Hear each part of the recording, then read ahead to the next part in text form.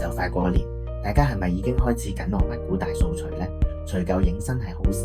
但係小心迎嚟嘅係頸緊膊痛、腰酸背痛，隻手仲緊咗添。好多街坊年尾都係咁，以為忍一忍就過，結果痛症跟住你一齊過年。大家好，我係寶雲中醫嘅賴醫師，今日就同大家拆解點樣聰明大掃除，避開呢啲痛症勞損，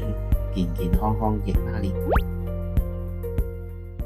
我哋嘅身體唔係機器，重複做一啲唔慣嘅動作好易受傷，尤其我哋平時唔會咁密地做家務，一下子做得太多就好容易引發勞損同痛症。咁以下會講下大掃除三大痛症：清潔窗戶、櫃頂，成日要昂高頭，頸後肌肉同肩胛骨位置，即係富貴包區域會持續繃緊，好似一條橡筋長期拉緊，好易導致肌肉痙攣同頸椎小關節錯位，引發劇烈酸痛同頭痛。腰痛啦，最多人中招，直接彎腰搬雜物、搬盆栽，壓力傳落喺腰椎嘅軟組織同椎間盤上，好易閃親條腰，造成急性腰扭傷，嚴重甚至誘發椎間盤突出。手腕同手踭重複用力扭擰擠壓，例如兩抹布擦窩呢啲動作，就會令手腕無指側肌腱或者手踭外側肌腱過勞發炎，即係我哋講嘅媽媽手同網球爪，就日日痛到揸唔穩嘢，扭樽蓋都冇力。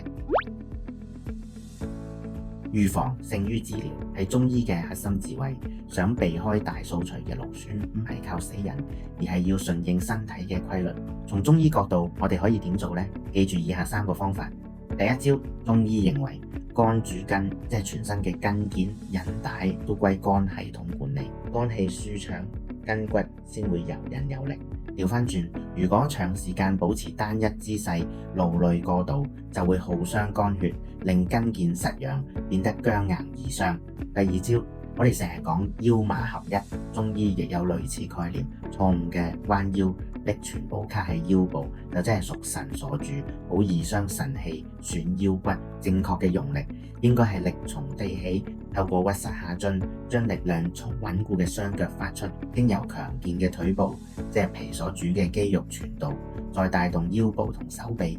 第三招，寒主收引，寒冷會令個肌肉血管收縮，氣血不通，更加容易拉傷。大掃除前，預先為容易勞損嘅部位溫通經絡，鼓舞陽氣，可以用暖水袋或熱毛巾敷一敷成日會酸痛嘅後頸大椎穴或者後腰嘅命門穴，敷幾分鐘，又或者沖個熱水涼，特別沖一沖頸背位置，係非常高效率嘅預防法。當然，如果你已經痛到影響活動，就唔好再死頂，急性期可以冷敷減輕炎症。如果休息1-2日都冇好轉，甚至加劇，就需要正視啦，因為可能係肌肉深度拉傷、筋腱發炎，甚至關節錯位。我哋可以透過中醫手法鬆解繃緊肌肉，針灸舒筋活絡，或外敷活血藥膏，幫你快速緩解痛楚，等你可以舒舒服服過年。